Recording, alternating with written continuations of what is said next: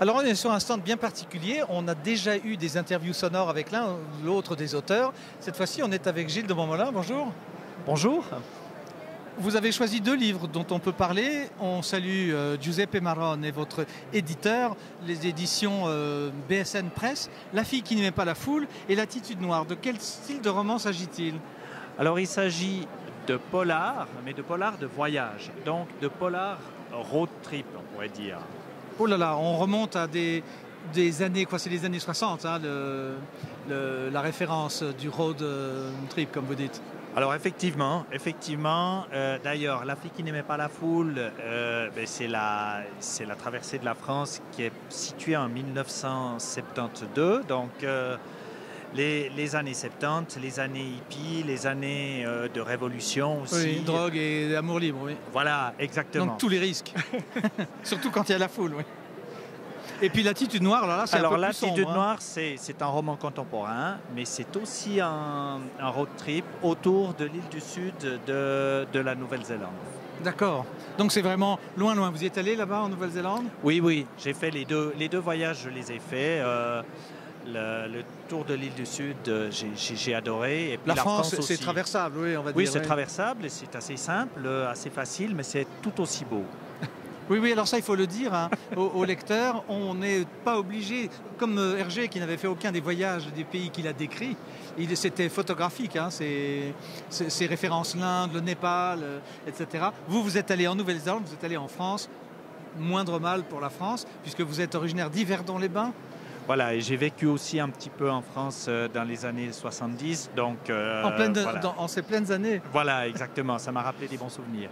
Mais vous me l'apprenez pour Hergé, je ne savais pas qu'il n'avait pas... Non, il n'a pas voyagé. Alors on est sur un stand particulier, je ne sais pas si la caméra peut choper le nom de ce groupement. Dites-nous trois mots alors.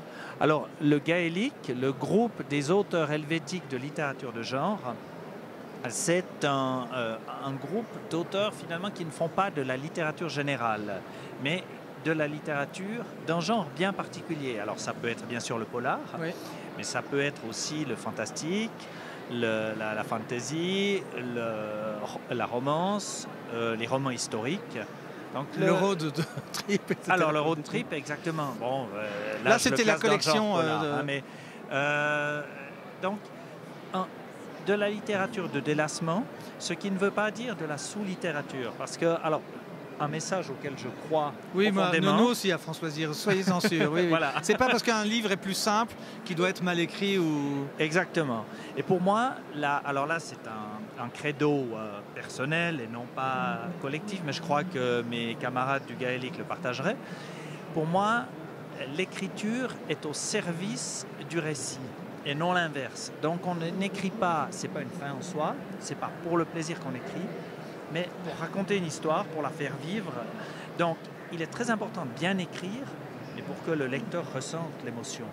Alors je suis obligé de vous faire un petit aveu, moi j'ai fait mes études de cinéma à l'époque structuraliste, dans les années 69-70, et où on nous apprenait que la plupart de l'action se passait dans le texte et non pas dans l'histoire telle qu'elle était racontée. Et c'est un hommage à Jean Ricardou et le rédacteur en chef de Tel Quel à l'époque, qui nous donnait les cours de littérature. Ça m'évoque cette idée-là. Ouais. Donc on est presque contemporain, j'imagine. Voilà, oui, tout à fait. Parce qu'on a forcément cette réflexion de se dire quand on lit, est-ce qu'on a du plaisir à lire? Est-ce qu'on va lire ça sous le manteau parce que c'est plus léger? Votre volonté ici, c'est de casser ça.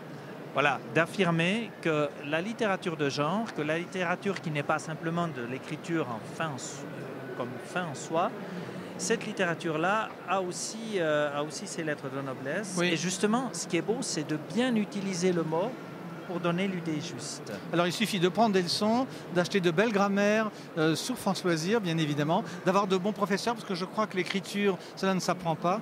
Cela se vit et puis ça s'améliore après une fois qu'on a... Non ? Alors enfin, moi je partage ça aussi, c'est-à-dire qu'effectivement ça se travaille, c'est beaucoup de travail, c'est beaucoup de lecture, et puis c'est aussi beaucoup potasser effectivement des dictionnaires ou éventuellement des manuels de grammaire. Oui. Voilà, alors moi j'ai lu il n'y a pas longtemps dans un de vos ouvrages qu'une des auteurs utilisait encore le mot trémulation. Et on m'a dit, mais c'est quoi? Mais trémulant, c'est d'être tremblant de joie, de peur, etc. Et c'est une jeune femme, 25-30 ans, qui utilise le mot trémulation. C'est agréable. C'est très beau, c'est très très beau. beau. Hein. Mais Maintenant, oui. évidemment, il faut que ce soit compris encore, parce que Mais l'émotion, voilà. il faut la transmettre. Absolument. Et là, je penche plutôt pour les mots peut-être plus accessibles au plus grand nombre. Voilà. Merci beaucoup. Merci Gilles, donc La fille qui n'aimait pas la foule, L'attitude noire. On trouve ces livres ici et puis on les trouve également chez BSN Press, qui est pas loin d'ici. Merci. Merci.